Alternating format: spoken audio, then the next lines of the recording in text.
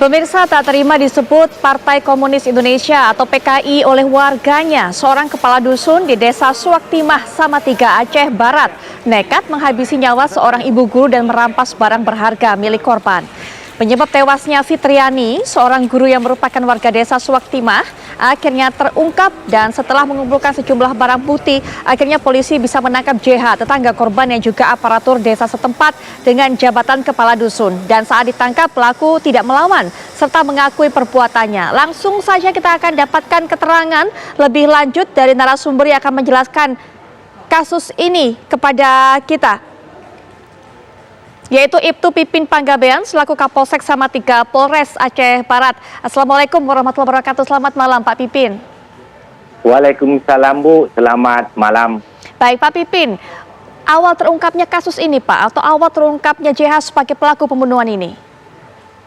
Awalnya kita mengumpulkan saksi-saksi, lalu mengumpulkan barang bukti.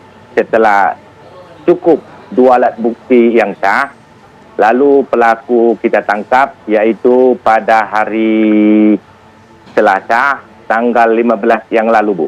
Barang bukti apa yang mengarahkan pelaku kasus ini kepada JH, Pak?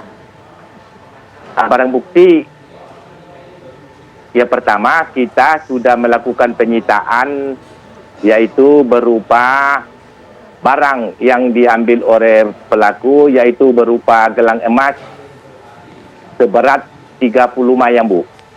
Selain gelang emas, adakah barang lain yang diambil atau barang milik korban yang diambil oleh pelaku, Pak? Ada, Bu, yaitu berupa batu, yaitu alat yang digunakan untuk mencederai korban, dan juga baju si pelaku sendiri, Bu. Baik, terakhir Pak, motif pembunuhan ini apa Pak sebenarnya? Motifnya karena sakit hati.